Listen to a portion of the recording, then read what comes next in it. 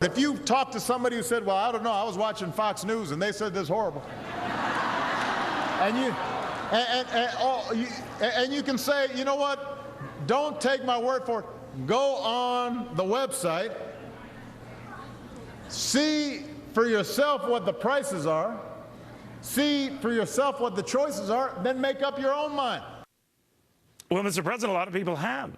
Americans' dissatisfaction with the health care law, it's not just coming from Fox, sir. An ABC poll finds that 52% outright oppose it, 42% support it. An NBC poll, last time I checked, not exactly a conservative haven, 44% think that it's a bad idea, 31% a good one. And this one from CNN, again, not Fox, 57% opposing the government control of health care, 39% in favor of it. To the Hill.com's Bob Cusack, who says, it is the substance that people don't like. And that's what's coming back to bite. What do you make of this? Well, Neil, I mean, when politicians blame the media, they're usually losing the debate, and those polls show that the administration right now is losing the debate. Now, we'll see what happens come January. Republicans obviously trying to defund Obamacare. That's probably not going to happen.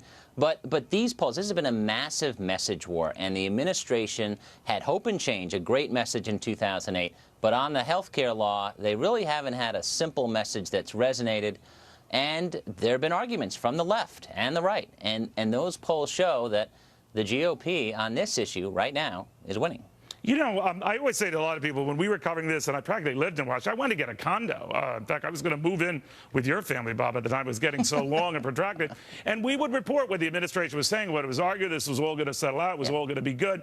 What I do remember quite distinctly was that a lot of the warnings we made, and I can remember very specifically citing the 30 million more coming on, insuring those who were typically uninsurable, keeping kids on your policy until they're 26, that could not just come for free, that at least the short-term impact would be higher premiums. And they would say to a man or woman, no, this is balanced out with cost savings and avoiding duplications. And again, I'm not the sharpest bull, but I realized right away that's not going to add up. That was like selling the dot-com bubble on me. And I knew then that earnings mattered, that making money mattered, that promise really didn't amount to a hill of beans. But now this. So where does this go? And they've got to hope that it does pan out to their liking, but they've got to reverse what has been clear anxiety and a lot of people dumped on open markets and not knowing what's going on. Yeah, no, that's their biggest problem is fear, and also getting young people with the mandate to sign up, people in their late 20s, specifically males, so you get healthy people in the risk pool so premiums don't skyrocket. And no one said the healthcare system was perfect before Obamacare. But when you vow to fix it, you vow to revamp it, and you pass legislation narrowly through the Congress, then you own it. So if it's a train wreck, as Max Baucus feared, the Finance Committee chairman, Democrat from Montana, well, then you're going to own that. If it's a success, as Senator Lindsey Graham said the other day, then Hillary Clinton will probably win in 2016. But he doesn't think it's going to work out. You know, one of the things that I always argue with, prepare people for the worst, just in case. Now, I know that would not have been helpful in selling this and probably would have never passed if we were to have seen all the problems that developed.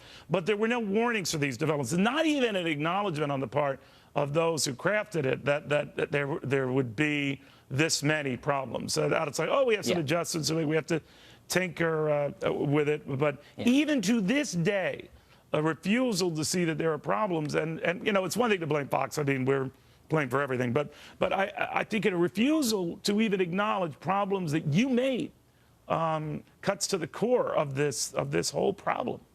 Yeah, and that's the reason. I mean, you look at 2012, the election. I mean, Obamacare was on the ballot. President Obama won. Democrats had a good year. They picked up seats in both the House and Senate. So why has this defunding Obamacare effort come back?